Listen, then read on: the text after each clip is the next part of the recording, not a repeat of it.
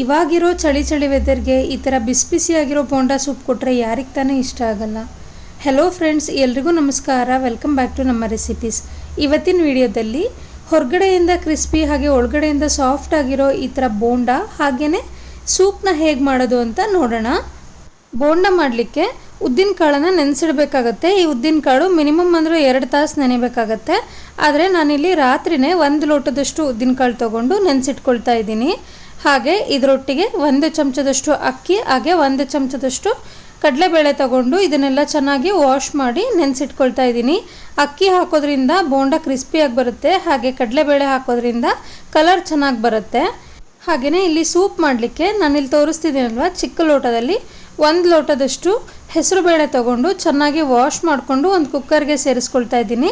ಅದರೊಟ್ಟಿಗೆ ಸ್ವಲ್ಪ ಉಪ್ಪು ಹಾಗೆ 1/4 ಚಮಚದಷ್ಟು ಅರಿಶಿನ, ಸ್ವಲ್ಪ ಹಿಂಗೆ ಸೇರಿಸ್ಕೊಂಡು 1-2 ಡ್ರಾಪ್ ಅಷ್ಟು ಎಣ್ಣೆ ಸೇರಿಸ್ಕೊಳ್ತಾ ಇದ್ದೀನಿ. ಇದನ್ನೆಲ್ಲ ಹಾಕಿದ ನಂತರ ಚೆನ್ನಾಗಿ ಒಂದ್ಸಲ ಮಿಕ್ಸ್ ಮಾಡಿಕೊಂಡು 1 ಲೋಟ ಇಲ್ಲ 1.5 ಲೋಟದಷ್ಟು ನೀರನ್ನ ಸೇರಿಸ್ಕೊಳ್ತಾ ಇದ್ದೀನಿ. ಹೆಸರುಬೇಳೆ ಮುಳುಗೋವಷ್ಟು ನೀರು ಸೇರಿಸ್ಕೊಂಡ್ರೆ ಸಾಕಾಗತ್ತೆ.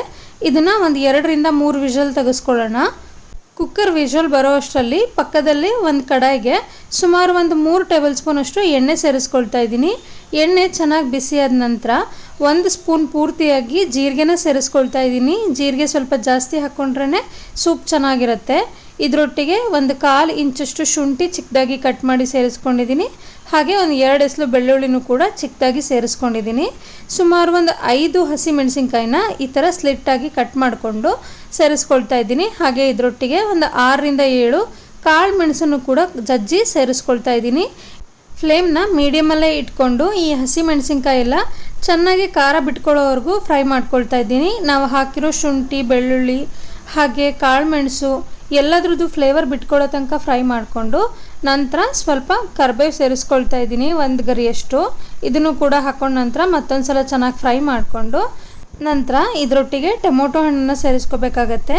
ನಾನಿಲ್ಲಿ 1 ಬೌಲಷ್ಟು ಟೊಮೊಟೊ ಹಣ್ಣನ್ನ ಚಿಕ್ಕದಾಗಿ ಕಟ್ ಮಾಡಿ ಸೇರಿಸ್ಕೊಳ್ತಾ ಇದ್ದೀನಿ. ಈ ಟೊಮೊಟೊ ಎಲ್ಲ ಸಾಫ್ಟ್ ಆಗಬೇಕು, ಅಲ್ಲಿವರೆಗೂ ಕೂಡ ಫ್ರೈ ಮಾಡ್ಕೋಬೇಕಾಗತ್ತೆ.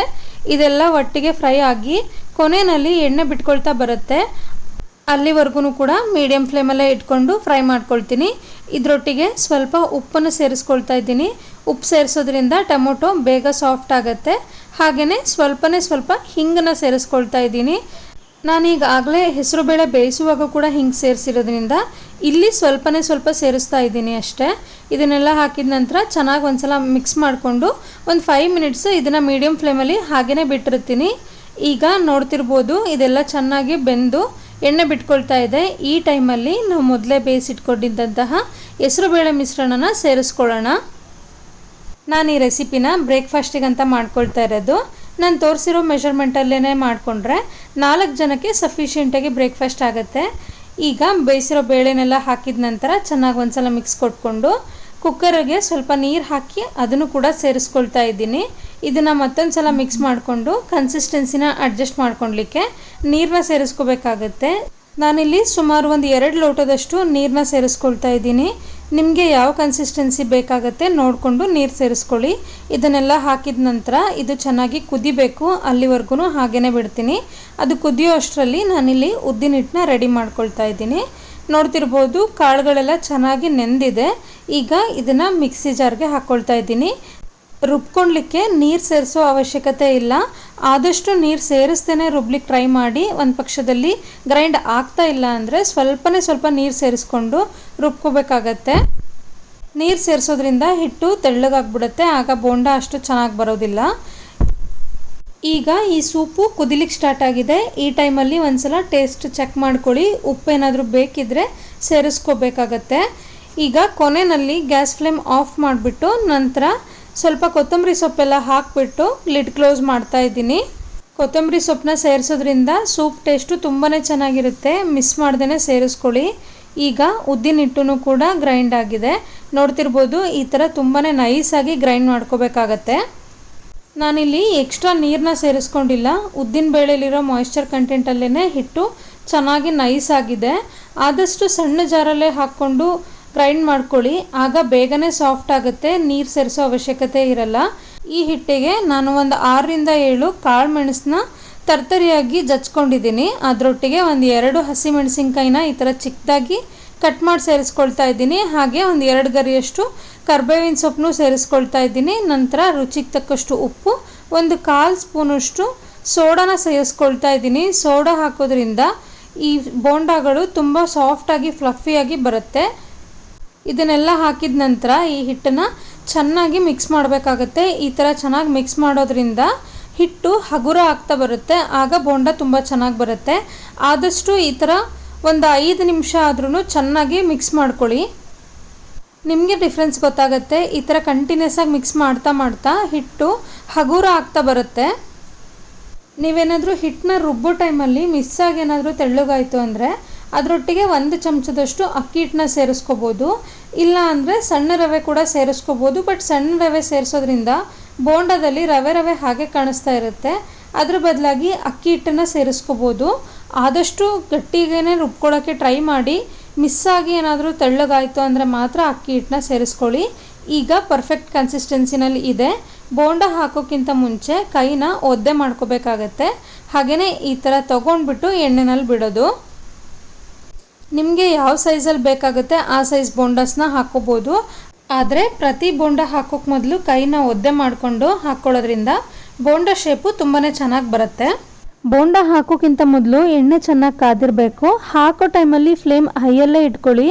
ಹಾಕಿದಾದ ನಂತರ ಮೀಡಿಯಮ್ ಫ್ಲೇಮ್ಗೆ ಇಟ್ಕೊಂಡು ಒಂದು 2 ನಿಮಿಷ ಆದ ನಂತರ ಇನ್ನೊಂದು ಕಡೆ ಬೇಯಿಸ್ಕೊಳ್ಲಿಕ್ಕೆ ತಿರುಗಿಸ್ಕೊಳ್ತಾ ಇದ್ದೀನಿ. ಈ ಬೋಂಡಗಳು ಪೂರ್ತಿಯಾಗಿ ಫ್ರೈ ಆಗೋವರೆಗೂ ಕೂಡ ಫ್ಲೇಮು ಮೀಡಿಯಮಲ್ಲೇ ಇಟ್ಕೊಳ್ಳಿ. ಆಗ ಮಾತ್ರ ಬೋಂಡ ಕ್ರಿಸ್ಪಿಯಾಗಿ ಬರೋದು. ನಾವೇನಾದರೂ ಹೈ ಫ್ಲೇಮಲ್ಲಿ ಇಟ್ಬಿಟ್ರೆ ಹೊರಗಡೆಯಿಂದ ಕಲರ್ ಚೇಂಜ್ ಆಗಿರುತ್ತೆ. ಆದರೆ ಒಳಗಡೆ ಹಿಟ್ಟು ಬೆಂದಿರಲ್ಲ, ಹಾಗೇ ಇರುತ್ತೆ. ಹಾಗಾಗಬಾರ್ದು ಅಂದರೆ ಮೀಡಿಯಮ್ ಫ್ಲೇಮಲ್ಲೇ ಇಟ್ಕೋಬೇಕಾಗತ್ತೆ. ನಾನಿಲ್ಲಿ ಇಷ್ಟು ಕಲರ್ ಬಂದಾದ ನಂತರ ಎಣ್ಣೆಯಿಂದ ತೆಗೆದುಬಿಟ್ಟು ಪಕ್ಕಕ್ಕೆ ಎತ್ತಿಟ್ಕೊಂಡು ಇನ್ನೊಂದು ಬ್ಯಾಚ್ನ ಹಾಕ್ಕೊಳ್ತಾ ಇದ್ದೀನಿ. ನಾನು ಈ ಬೋಂಡಗಳನ್ನೆಲ್ಲ ಡಬಲ್ ಫ್ರೈ ಮಾಡ್ಕೊಳ್ತಾ ಇದ್ದೀನಿ. ಹಾಗಾಗಿ ಸ್ವಲ್ಪ ಬೆಂದಾದ ನಂತರ ಪಕ್ಕಕ್ಕೆ ಎತ್ತಿಟ್ಕೊಂಡು ಇನ್ನೊಂದು ಬ್ಯಾಚ್ ಹಾಕ್ಕೊಂಡಿದ್ದೀನಿ. ಈಗ ಈ ಬ್ಯಾಚ್ ಕೂಡ ಚೆನ್ನಾಗಿ ಕಲರ್ ಬಂದಿದೆ. ಇದನ್ನು ಪಕ್ಕಕ್ಕೆ ಎತ್ತಿಟ್ಕೊಂಡು ನಂತರ ಮೊದಲೇ ಕರೆದಿಟ್ಟಿದ್ವಲ್ವ ಆ ಬೋಂಡಗಳನ್ನು ಮತ್ತೊಂದು ಸಲ ಎಣ್ಣೆಗೆ ಹಾಕ್ತಾ ಇದ್ದೀನಿ. ಈ ಥರ ಮಾಡೋದ್ರಿಂದ ಬೋಂಡಗಳು ತುಂಬ ಹೊತ್ತು ಕ್ರಿಸ್ಪಿಯಾಗೇ ಇರುತ್ತೆ. ನಿಮ್ಗೇನಾದರೂ ಡಬಲ್ ಫ್ರೈ ಮಾಡೋದು ಇಷ್ಟ ಇಲ್ಲ ಅಂದರೆ ಒಂದೇ ಸಲನೇ ಫ್ರೈ ಮಾಡ್ಕೋಬೋದು, ಅಡ್ಡಿ ಇಲ್ಲ. ಮನೆಯಲ್ಲಿ ತುಂಬ ಜನ ಗೆಸ್ಟ್ ಏನಾದರೂ ಬಂದಾಗ ಎಲ್ರಿಗೂ ಬಿಸಿ ಬಿಸಿಯಾಗಿ ಸರ್ವ್ ಮಾಡ್ಲಿಕ್ಕೆ ಆಗಲ್ಲ. ಹಾಗಾಗಿ ಈ ಥರ ಒಂದು ಸಲ ಫ್ರೈ ಮಾಡಿಕೊಂಡು ಪಕ್ಕಕ್ಕೆ ಎತ್ತಿಟ್ಕೊಂಡು ನಂತರ ಇನ್ನೊಂದು ಸಲ ಫ್ರೈ ಮಾಡಿಕೊಡೋದ್ರಿಂದ ಎಲ್ರಿಗೂ ಬಿಸಿಯಾಗಿಯೇ ಸರ್ವ್ ಮಾಡ್ಬೋದು. ಆಲ್ಮೋಸ್ಟ್ ಹೋಟೆಲ್ಗಳಲ್ಲೂ ಕೂಡ ಇದೇ ಥರನೇ ಮಾಡೋದು. ಈಗ ನೋಡ್ತಿರ್ಬೋದು ಎಲ್ಲ ಬೋಂಡಗಳು ಕೂಡ ರೆಡಿಯಾಗಿದೆ. ನೋಡಲಿಕ್ಕೆ ಎಷ್ಟು ಚೆನ್ನಾಗಿ ಕಾಣಿಸ್ತಾ ಇದೆ ಕೂಡ. ಇದೇ ಥರ ಎಲ್ಲ ಬೋಂಡಗಳನ್ನು ರೆಡಿ ಮಾಡಿಕೊಂಡು ಬಿಸಿ ಬಿಸಿಯಾಗಿಯೇ ಸರ್ವ್ ಮಾಡ್ಕೊಳ್ಳೋದು. ನನ್ನ ಹತ್ರ ತೆಂಗಿನಕಾಯಿ ಚೂರು ಇರಲಿಲ್ಲ, ಹಾಗಾಗಿ ನಾನು ಬೋಂಡ ಮಾಡುವಾಗೂ ಕೂಡ ಸೇರಿಸಿಲ್ಲ. ನಿಮ್ಮ ಹತ್ರ ಏನಾದರೂ ತೆಂಗಿನಕಾಯಿ ಚೂರಿದ್ರೆ ಅದನ್ನು ಸೇರಿಸ್ಕೊಳ್ಳಿ, ತುಂಬಾ ಚೆನ್ನಾಗಿರುತ್ತೆ.